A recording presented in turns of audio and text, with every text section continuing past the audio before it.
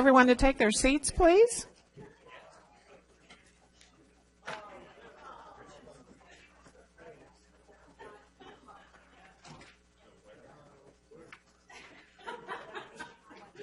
That was a good.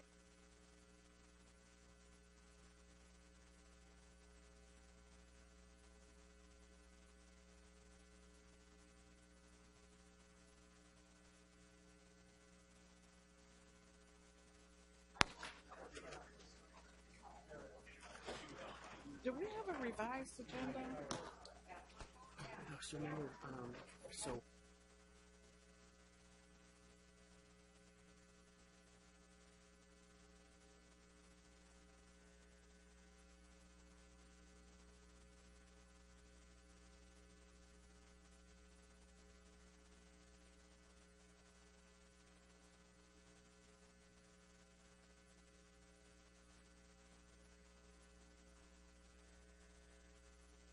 Has their seats. We are calling our meeting to order, and I'll ask everyone to please stand for the Pledge of Allegiance to be led by Calamasa Mayor Jeff Hewitt.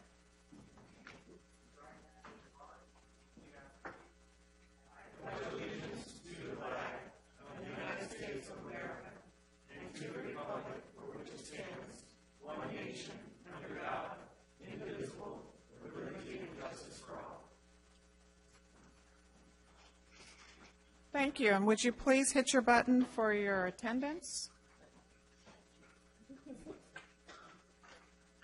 It didn't show. It should be on the screen.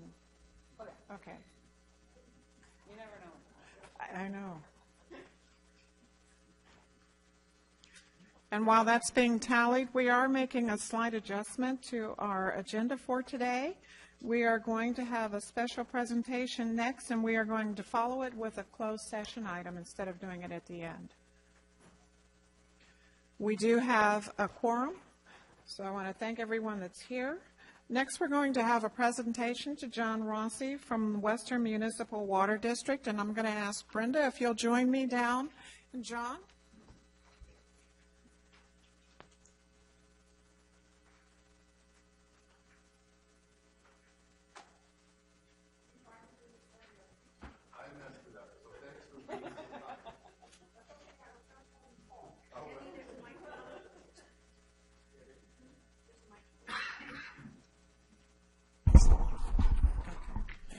I was going to call John Paul today, but since you're here, I'll call you by your real name. Thank you. But on behalf of the entire Western Riverside Council of Governments, we do want to word you with this proclamation today to let you know how much we really appreciate all your hard work in the water industry and how you've been such a leader for all of us.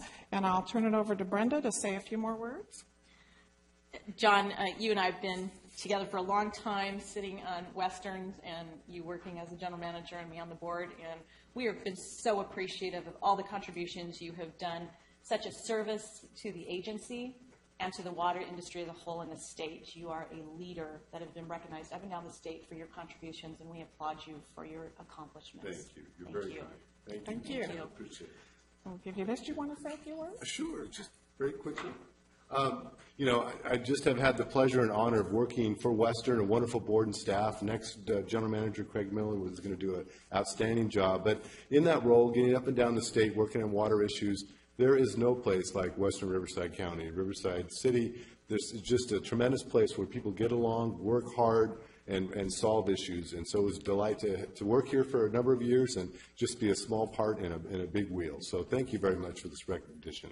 I appreciate it. And we want to congratulate you. Thank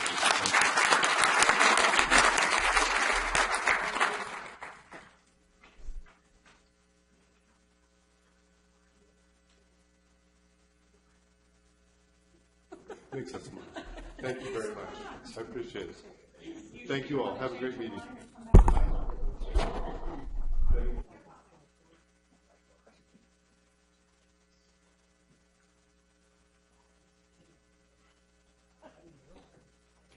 Next, I'll ask Steve if you'll announce our closed session. yes, we do have a closed session as listed on item 13 of the revised agenda. We're going to ask our board members to come down to the audience, and anybody in the audience who's not participating in the closed session to leave the room. Thank you.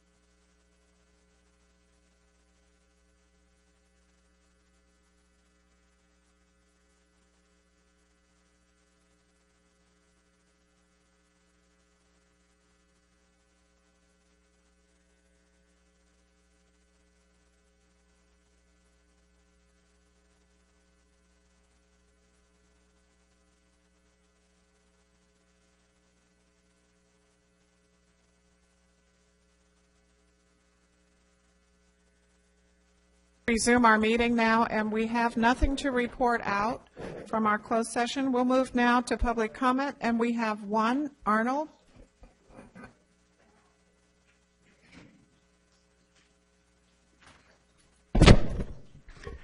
Good afternoon, Madam Chair and members of the Executive Committee. So I just wanted to bring to your attention a couple of items that are there at your desk. It's the announcement of our annual General Assembly for May 3rd and 4th. We are now taking registrations. All elected officials are free, and city managers. So please sign up, encourage your colleagues to come out. And then also, there's a little magnet that has all the dates of all the SCAG meetings for the year and our new address for your convenience. So just wanted to bring those to your attention. Thank you very much. Thank you. Do we have any other public comment? I have no requests. Okay, seeing none, then we'll move on to our next item, which is our minutes. Do we have any questions? District 3?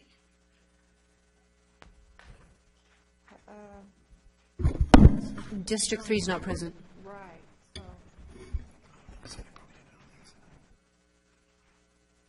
Can we vote now? It's not giving us. It'll come. Okay. We have a motion by the City of Murrieta, seconded by the City of Beaumont. If you have not done so, please vote. Motion passed 18-0. Next, we have our consent calendar. Are there any items that anyone would like to have pulled? If not, we have a motion by the City of Hemet, seconded by Lake Elsinore. Please vote.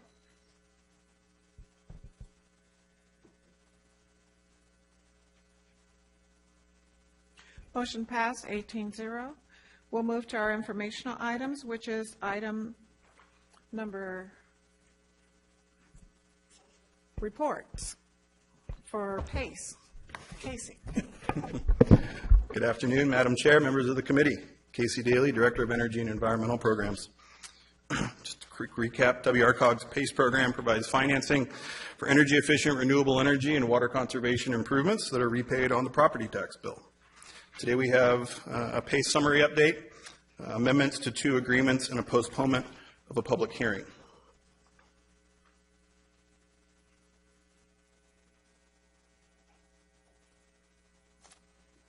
Okay, here we go.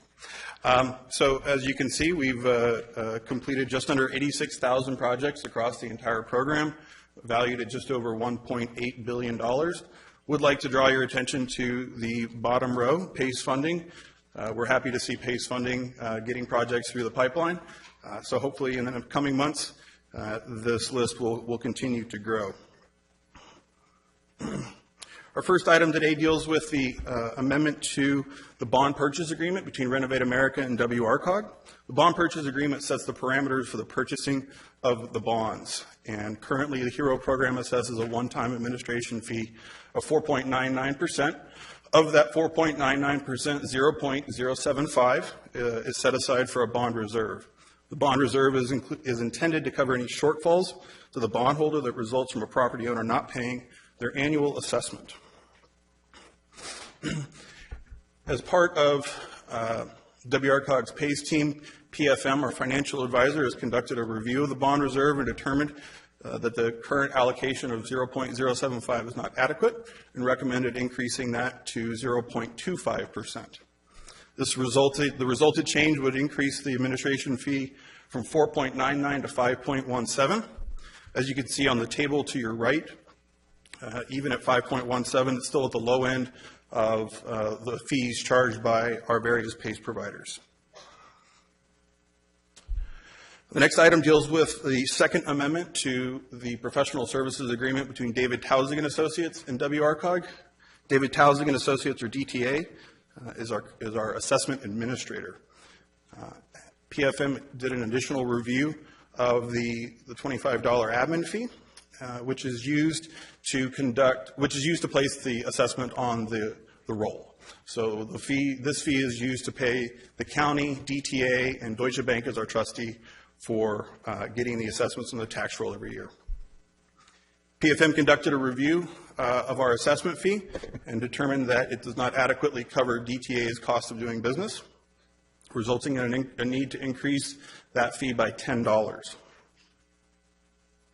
Additionally, PFM did a review to look at, in the event of dissolution of the overall HERO program, what would be needed to continue to honor the outstanding obligations of a 25-year assessment, and determined that an additional $5 was needed to fund that in the event of the program's dissolution. The resulting changes the admin fee from $25 to $40 per year. And then finally today, we need to postpone the public hearing for the City of Pleasanton. At our meeting in February, we voted to adopt them as an associate member. However, their county did not publish notification in time, and so it's resulting in us having to push back the public hearing for Pleasanton to our April meeting. And then finally, there was a typo that was identified in resolution number 0318 that the board adopted last month. And so we're bringing forward an amended resolution to reconfirm the acceptance of the City of Milpitas and the town of Truckee as part of the California HERO program. So with that, that concludes my presentation. Happy to answer any and all questions. Do I have any questions? Seeing none. Do we have a motion?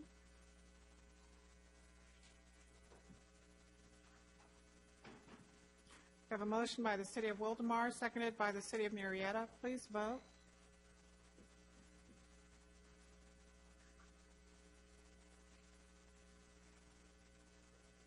Motion passed, 18-0. Thank you very much. Our next item is the final report on the fiscal year for the operational analysis of Renovate America. Barbara? Thank you, Madam Chair. Barbara Spooner, Director of CCA Development.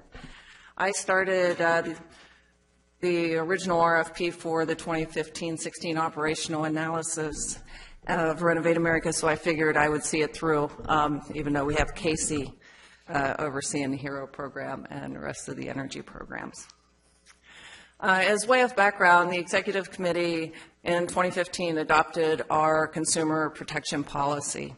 And this went into more details of how we can have increased consumer protections for those homeowners that are participating in our program.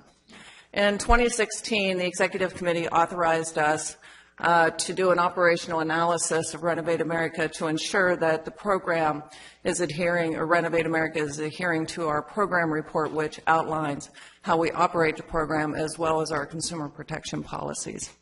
We had hired Baker Tilly through the RFP process to conduct this analysis of the fiscal year 15-16, and we're also received approval to do any subsequent analysis of our PACE providers that are under our current umbrella. So the report that is in the staff report, it's broken out into three pieces. It has a background, current practices, observations, and then it has the testing and results. I don't want to go into too many details, so I'm going to give you a high-level overview, but if you have specific questions, it's a great reading material for you, but I can also answer any additional questions. So the results. So we did 114 testing requirements that were outlined in the scope of work. 61 were sample-based transaction testing. 53 were evaluation of Renovate's processes. So overall, we tested 5,271 individual transactions. The results, 99% or 5,223 met the requirements of our program report and consumer protection policies. So we're very excited to make that announcement.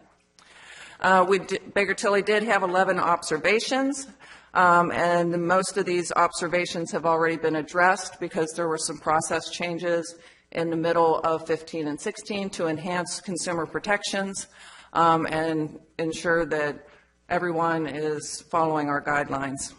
7 observations were regarding the transaction testing. 4 observations were regarding the program processes.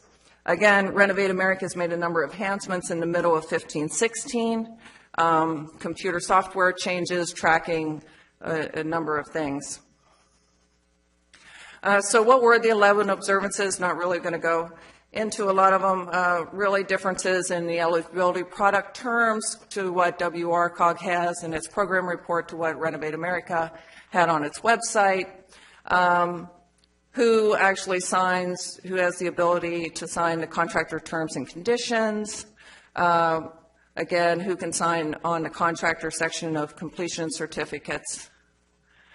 Differences in how we had 16 compliance calls that were closed. However, this was one of the upgrades that Renovate America had made in the middle of the process. They changed software systems. So really those 16 compliance cases were closed. They just didn't transfer over when they were doing their data transferring into the new systems. We had a couple of observances around, again, eligible products that didn't have a maximum financing amount assigned to them. Really, these projects, no one has implemented yet. They are more along the lines of advanced energy solutions. So we're talking fuel cells and things along those lines that haven't been brought forward before. Baker Tilly did make gave us some opportunities for improvement. They recommended that Renovate America improve its procedures for implementing new systems to ensure that data does transfer between the old system and the new system, recommending that WRCOG consider hiring an independent auditor to perform an annual penetration testing, or if Renovate America hires a third-party contractor to perform this, is to ensure that their systems are not hackable. Baker Tilly also recommended to review its training program and procedures for the program representatives to make sure everyone is consistently understanding the confirmed terms process for elderly applicants. That concludes my presentation, Madam Chair, and I'm happy to answer any questions. We don't have anyone in the queue. Are there any questions or comments? Seeing none, thank you. Thank you. Next, we'll move to our report from the League of California Cities. Erin?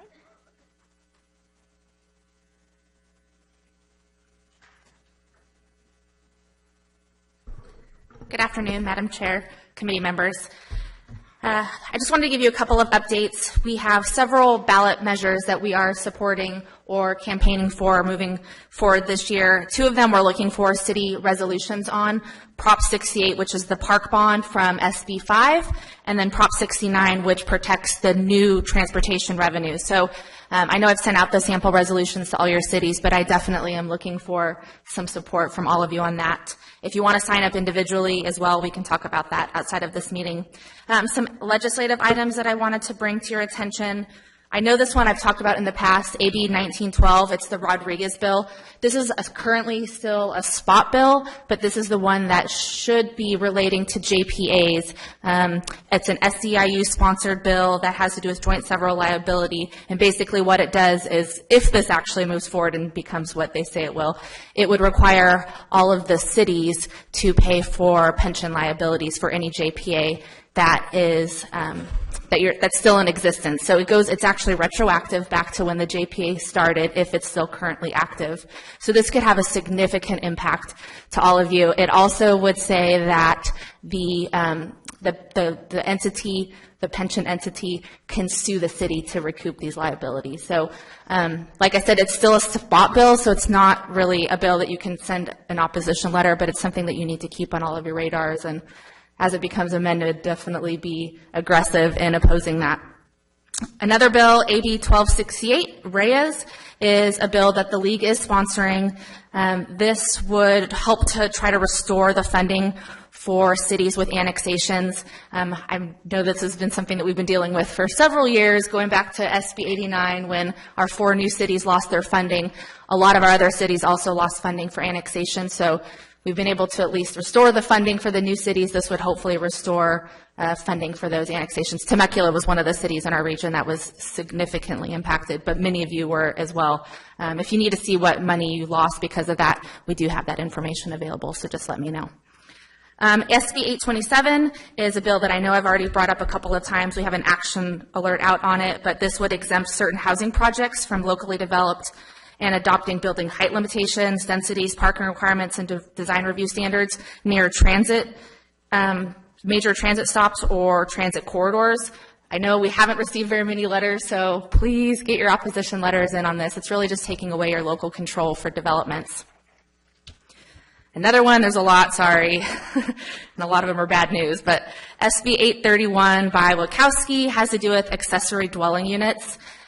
Basically, what this bill would allow is that any lot that allows for a construction on a home, they could build one of these accessory housing dwelling units, and you won't be able to leverage any impact fees, connection fees, capacity charges, or really any other fee levied by a school district, local agency, special district, or water corporation.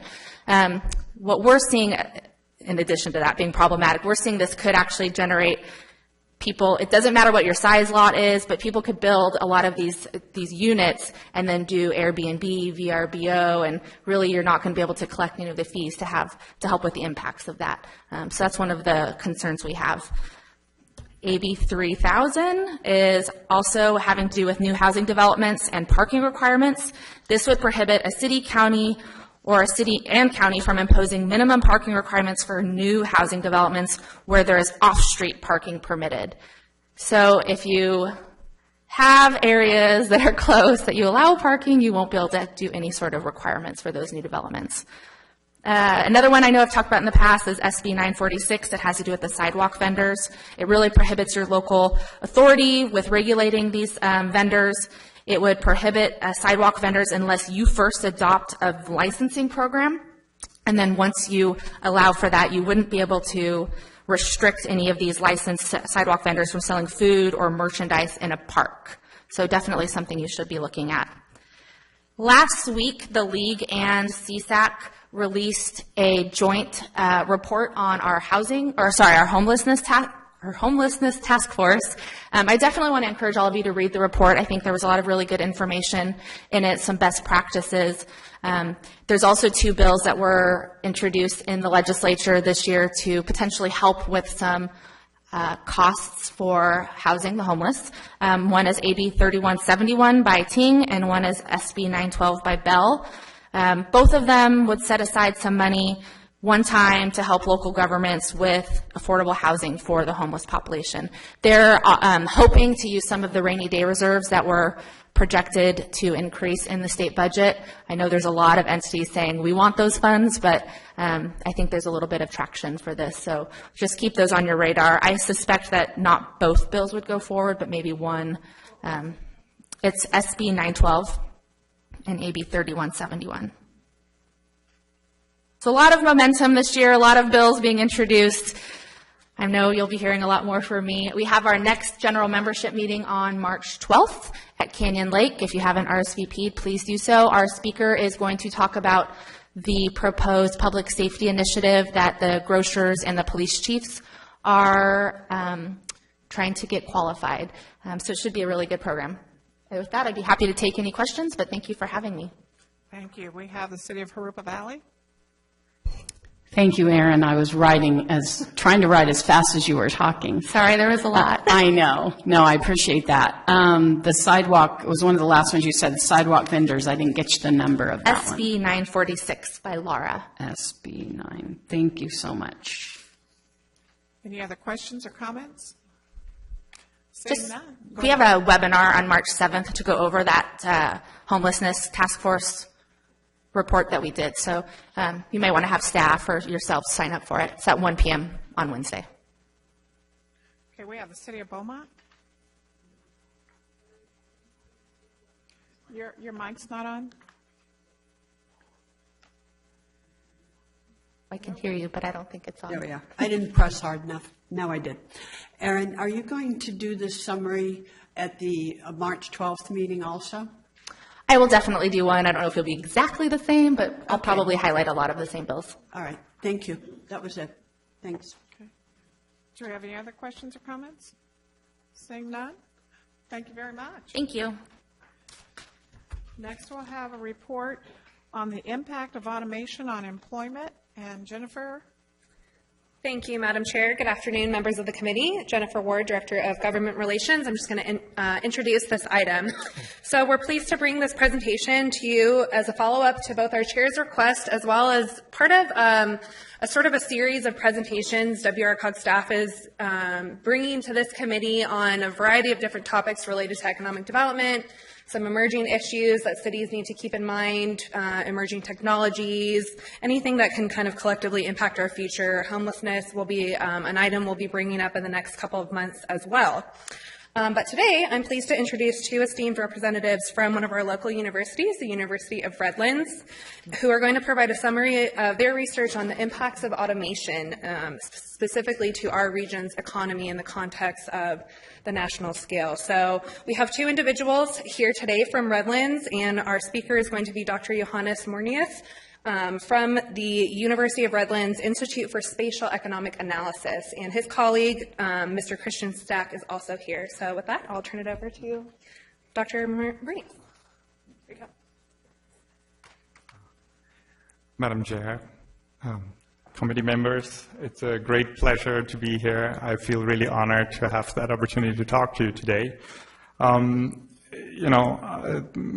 The presentation that I'm going to give is a 10-minute version of about a 90-minute presentation that I normally give to interested parties, so it will be a little bit of a tour de force through some data and some examples. The Institute for Spatial Economic Analysis at the University of Redlands is a completely self-financed institute.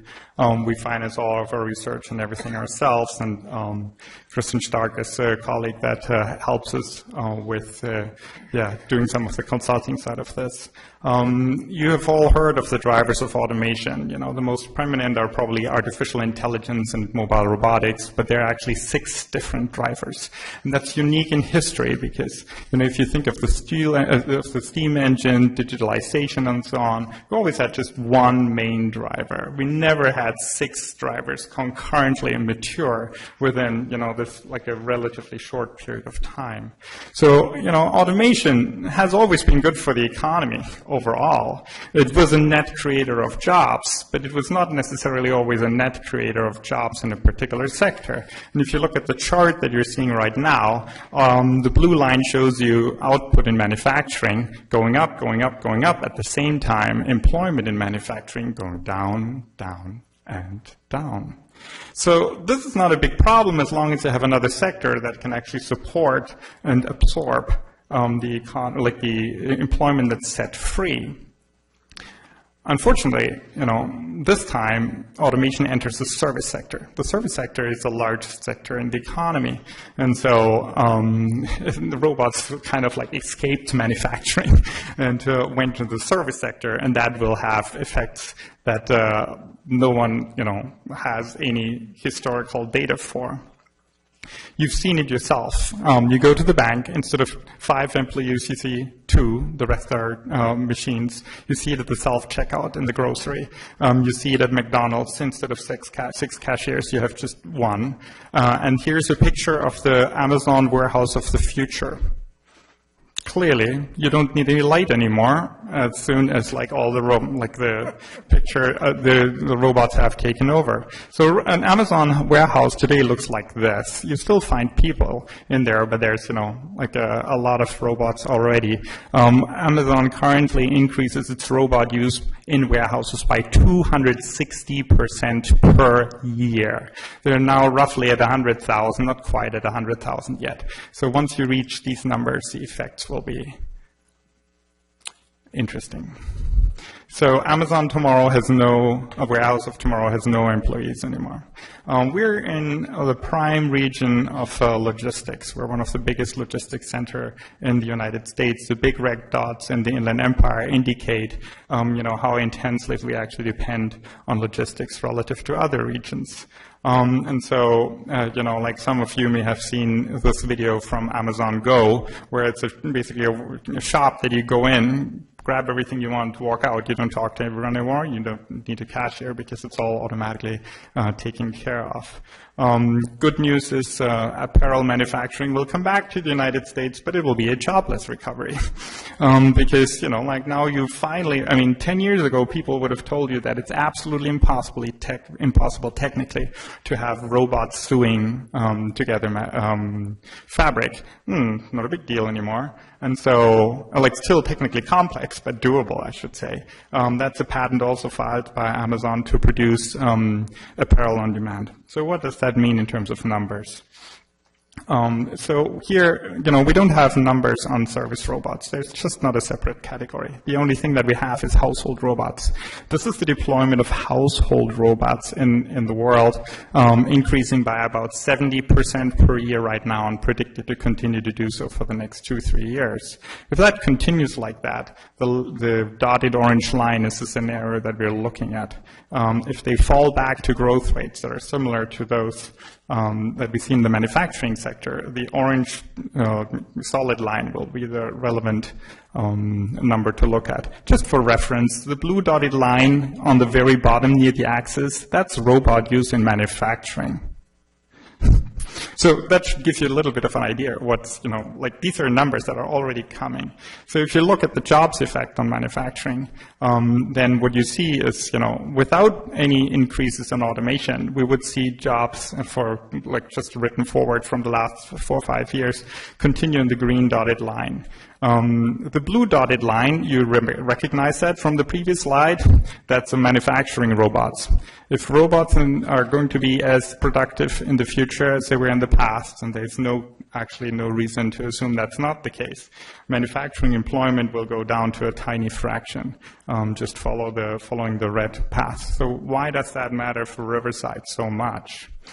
Well, there's a huge structural change.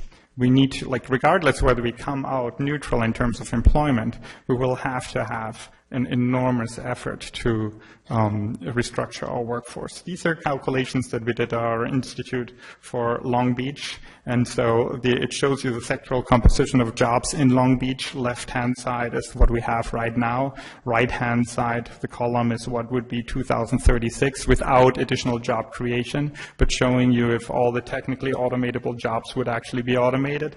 And you see, while healthcare and education, pretty much preserves its size, logistics gets butchered. Income inequality is another issue that will, be strongly affected because, the ones with the lowest level of education will be the ones highest affected, and those that have money and have skills will actually benefit strongly because it's a huge wealth opportunity, of course. So what does this mean for our local economy here? Well, we actually crunched the numbers for all of the United States and looked at every MSA and metropolitan statistical area and looked at how much they will be affected. And zooming into California, well, the red big dot is us. That's not good news if it's red and it's big. We're the most vulnerable metro in California to job automation. We're the 4th most vulnerable metro in the nation. 63% of the jobs in our metro area could be automated in the next 20 years. So, and for those of you who come from cities, you now may find your dot.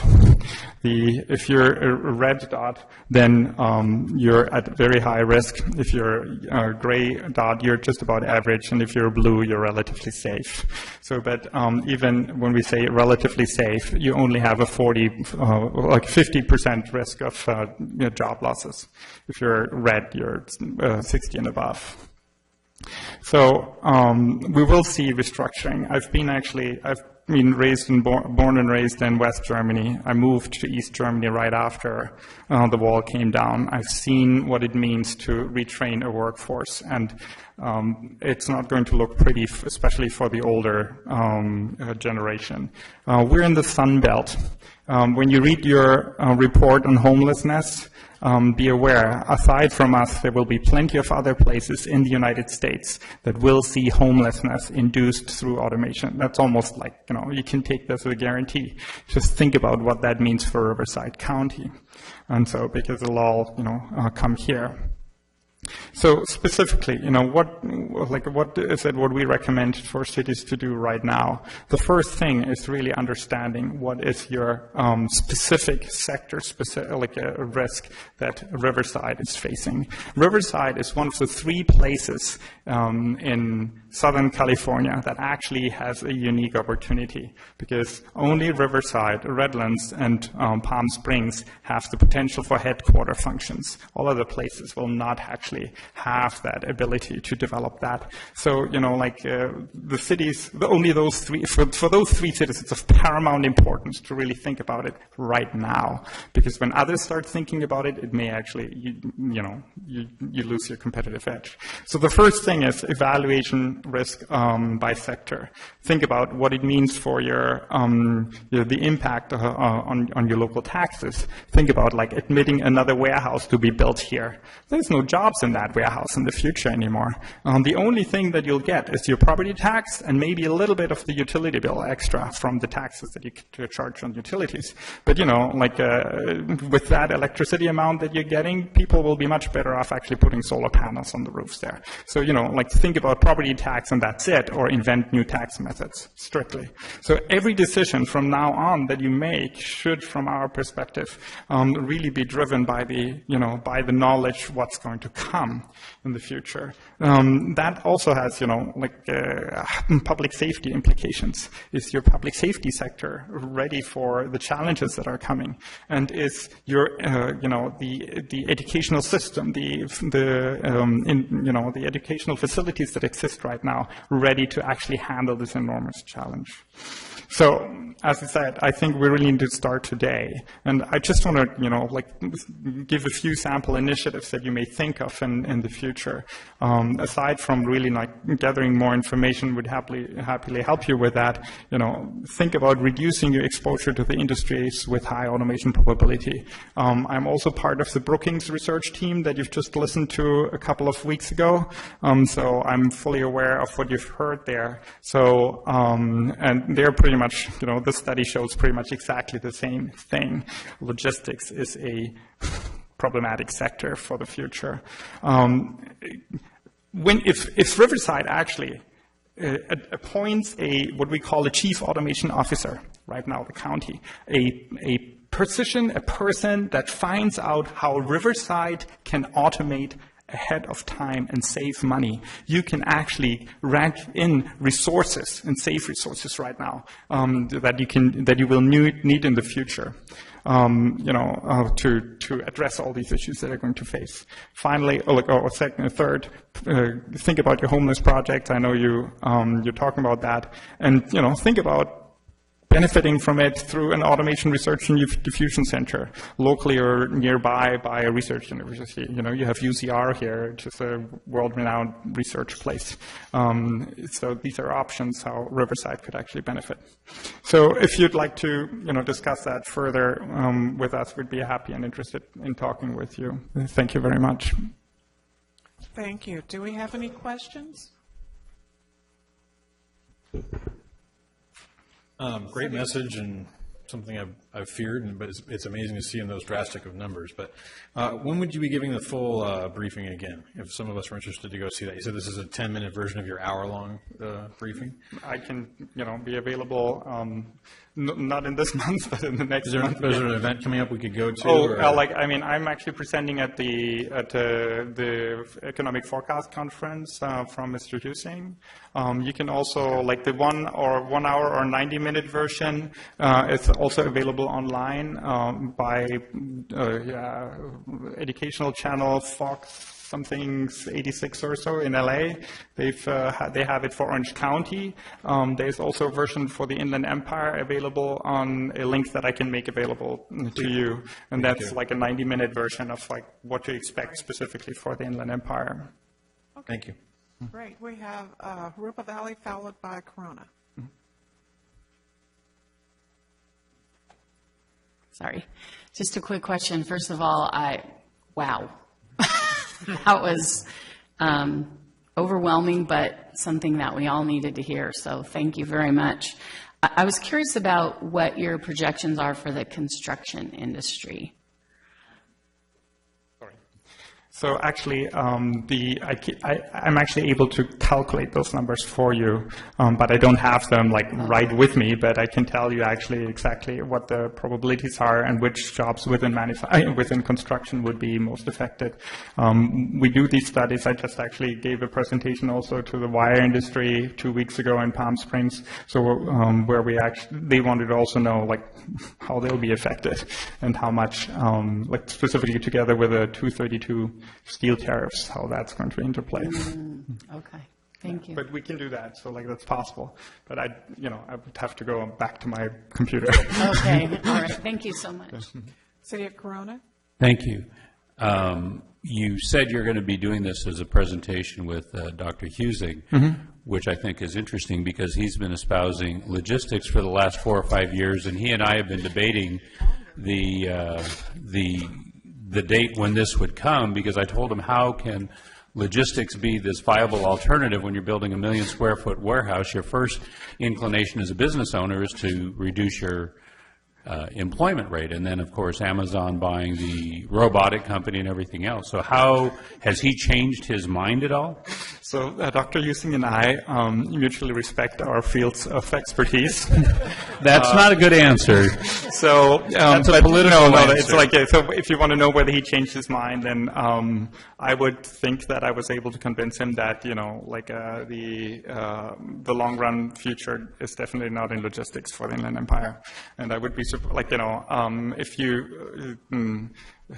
We're sitting all in the Brookings workshop together, also with Chris Thornburg and so on. And we debate these things, of course, heatedly. But there's amongst the economists among us, meaning Thornburg, Husing, and me, there's no question that we'll be hit and we'll be hit hard. But has he changed? Has he said much? I'm not sure what he says publicly because I'm not going to his public presentations normally, but I know what he says inside, and he is a big fan of our work. Okay, because it's the position that we've had on IEP for quite a while. That's the one part. I mean, I respect him greatly, but I think he has made a huge mistake over the last few years, really pushing logistics out here, because it's going to lead to exactly what you've said, is we're going to end up with a lot of low-paid employees who are going to be out of work. Right. City of Beaumont? Thank you. Do you see this somewhat as almost like a perfect storm? We're building and building warehouses, and Husing, I think, has been pushing this for more than 5 years. It's almost a decade that he's been pushing it. And, it sounds great when everybody's local economy needs a little bit of money, that it sounded like a siren song. But I see this almost as a perfect storm. We're building more warehouses. We're saying that's the only answer. We're saying we have cheap land, and that's the way to go for the Inland Empire. It seems like we're going to be left with a lot of truck traffic, a lot of road wear and tear that we're going to have trouble affording. We're going to have a lot of citizens that we're sort of retraining, and we're supporting a lot of workplace programs and things like that to get veterans and other peoples into the logistics industry. And then after we get them to arrive, we're going to pull the rug out from underneath them, and then they're not going to have a job. And they have to live somewhere, and they have to pay taxes, and they have to ride the highways behind trucks. So to me, it's of great concern. It has been for a while. Not because I'm anti-business, but because I'm anti-perfect storm. And I've been very, very concerned about this for a period of time. So I feel like the stronger voice that you can have to balance the siren song for the last decade, that this is our only answer. And let me add another factor to the perfect storm. It's tough because you're also recommending that we potentially consider getting an automation officer on a county level who might go ahead and figure out how to employ less people. Right. So it's complicated. And if you can figure the way out of this, then you can present any place in the world that you want. Thank you. Well, the nice thing is we're actually getting a lot of invitations right now. So, and the stuff that we've working on has literally made it everywhere from, we were in 14 newspapers in China simultaneously, in Singapore, in Thailand, everywhere. So,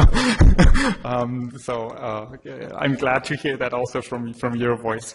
Perfect storm. I think there are several things brewing for us here, and it's not only automation. It's the whole impact of the no trade attitude of the current administration.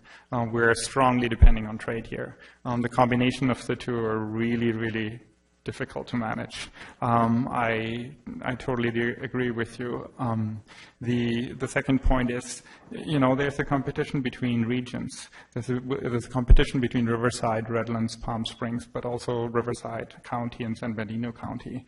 And so San Bernardino County or San Bernardino doesn't have the options that Riverside has right now, as I can see it.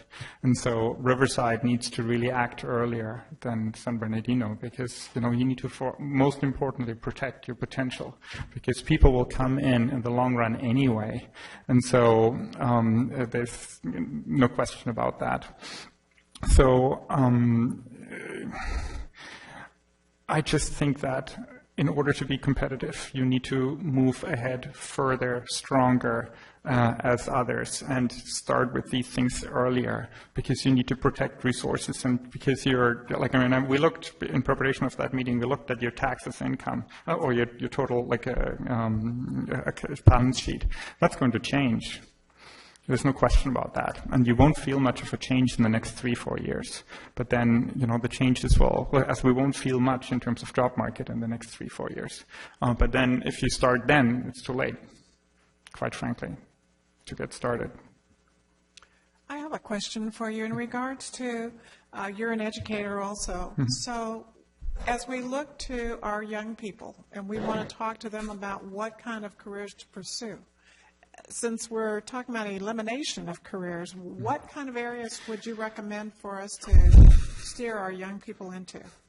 First, I have 2 small kids, so that question keeps me up at night. So I'm most interested in talking to school boards. I was told that actually there's a representative of a school board here. Because I think it's most important that we tell our middle schoolers and high schoolers as a minimum what's coming. There's, at the end of the day, each person needs to make the decision individually.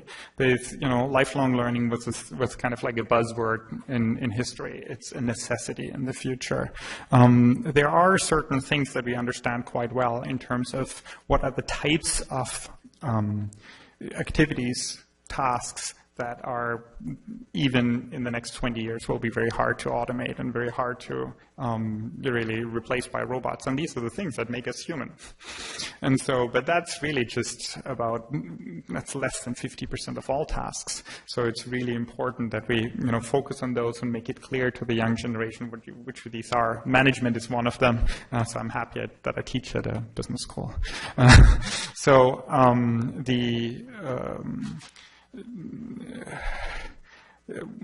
What I tell people is first, learn how to learn. Second, know how to think critically.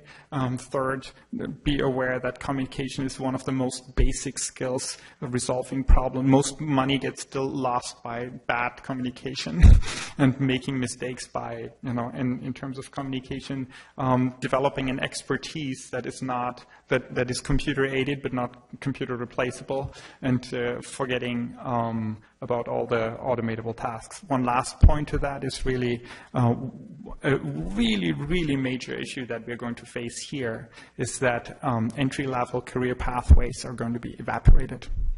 So, I've seen lots of college kids going out of college and I go to Big Bear and go be a lift operator for a while and enjoy life, and then I see what I do next.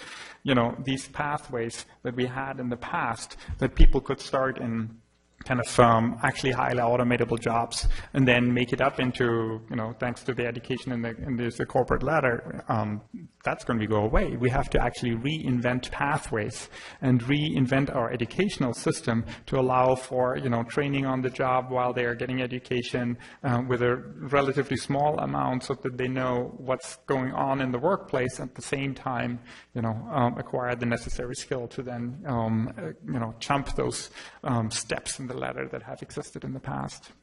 Okay, thank you very much. We appreciate your information. I think that it was an eye-opener for all of us. Thank you. Next, we'll have a report from our... I was just going to add one thing to finish off this presentation. There is a Press Enterprise article starts on page 400 of your staff report, which, thank you, in reference to this topic. And given the amount of interest from the committee today, as well as the interest we had at our Brookings Institute presentation a couple months ago, staff would be happy to bring this back in a more full discussion outside of the committee as perhaps like a half-day workshop or something of that nature, so we could really dive into the details with Johannes and Christian. And thank you to both of you for being here today. Thank you.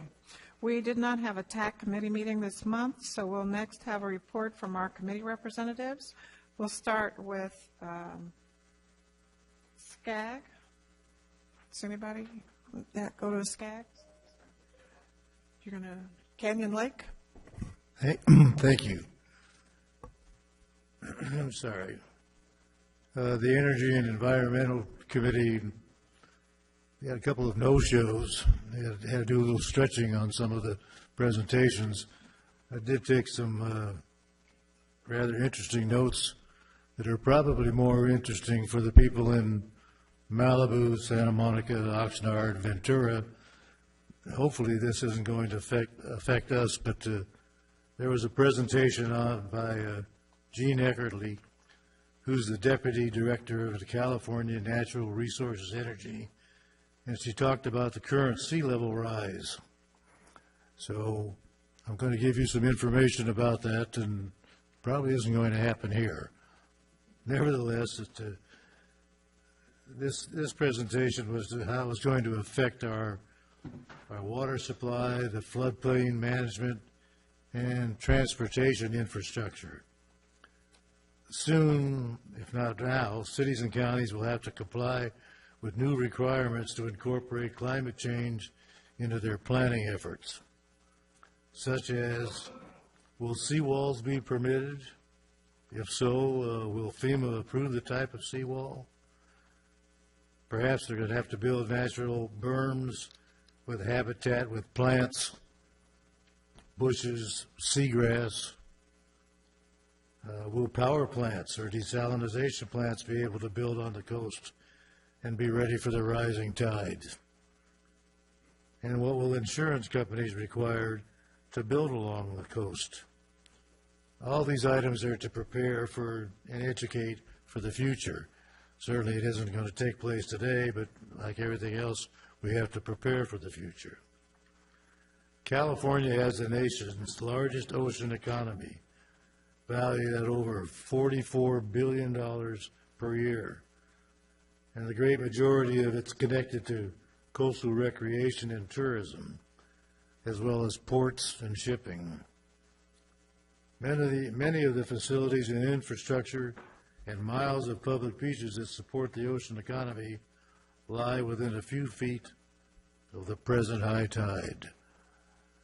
I didn't understand some of the scientific data that she was giving us, but these were the notes that I took, and as promised, I'm supposed to report back here, so I have. So We appreciate it. End of my report. Thank you. Thanks. I'll report from my committee, which is Community Education, Housing Development. We had several presentations. One had to do with changes to the CEQA guidelines, so that is online for information for your cities. We talked about the precursors for the RENA update, which is getting ready to happen in 2019. And then we talked about rent stabilization is another thing that's going to come up, and all the presentations are online. So if anybody wants to see them, then they're available. AQMD?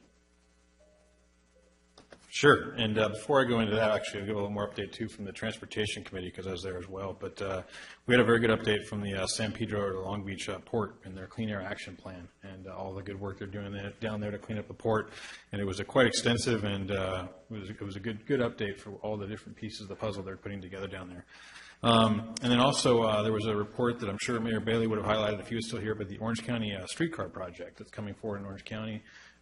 Revitalizing the downtown in Orange County, and a really neat streetcar project with 10 stops through Orange County, and looks like a really neat investment they're making in their downtown. So with that, AQMD, we move forward on the Rule 1111, which is the furnace rule. There was some talk to add on another piece to make sure people had a sticker on the furnace so they knew if they were actually getting a clean furnace or if they were actually getting the old furnace, because there'll be about a 2-year period right now where you'll see both furnaces on the market. You'll pay a little bit more for the dirtier furnace, and you'll pay a little bit less for the clean furnace. Actually, you'll get a rebate for the cleaner furnace. But to really make that stick out that you're getting an older, dirtier one, we'll maybe put a sticker on there. So we're talking to our group with that, but the bottom line is that item did move forward. There's also another item that was postponed, the reclaim item, which is basically a big project for us, is postponed until next month because Mary and Ashley couldn't be there at the meeting. So with that, if anyone has any questions they can do, please come get me. Okay, I don't see any questions for you. Brian's not here. Laura, did you attend CalCog? I believe Brian has that meeting in like a week or so. Next week, okay. Yeah. Okay, thank you. And then we'll move to our Executive Director. Rick? Thank you. Just 3 things to report. First, WRCOG is partnering with the League of California Cities and with the Pepperdine University Davenport Institute for Public Engagement to host a workshop on, the title is Public Engagement in the New Age of Technology. Pete Peterson, who's the Dean of Pepperdine School of Public Policy, will be facilitating the workshop. Several of you may have attended workshops with Pete facilitating them before on public engagement. He's very, very good. We're still working on a location. Do we have a date for that yet? March 20th is the date. There'll be a small cost, about $30 per person to cover lunch, but we'll get information out to you, and we think it's a really good opportunity for you to attend. Secondly, we mentioned last month that we've been working with the Contra Costa Transportation Commission to arrange for a tour of its autonomous vehicle facility up in Contra Costa County. We have a date now set for that. It's Friday, May 11th. The tour will go from 8 a.m. till 12 p.m. With time for questions and answers afterwards. We have about 40 slots for that. We're hoping that you can attend, certainly, as well as your city managers, public works staff, planning staff. We would highly recommend that because it starts so early in the morning that you get there the night before. If you're interested in costs, things of that nature, talk to us and perhaps we can help out as well. And then third, we're proud to announce that our General Assembly Speaker for 2018 is Steve Forbes, Chairman and Editor-in-Chief of Forbes Media. You've seen him before countless times on stations, cable stations, whatnot, talking about the global economy, monetary policy, and politics. We're grateful that Morongo, I think for the 13th year in a row, is hosting the event, so we're certainly grateful for them. We'll be getting plenty of announcements out to you, and we'll start the task of getting our sponsors on board. But, of course, the event is free to all of our member agencies, so we're looking forward to seeing you there on the 21st. That concludes my report. Thank you. Do we have any items for future agendas?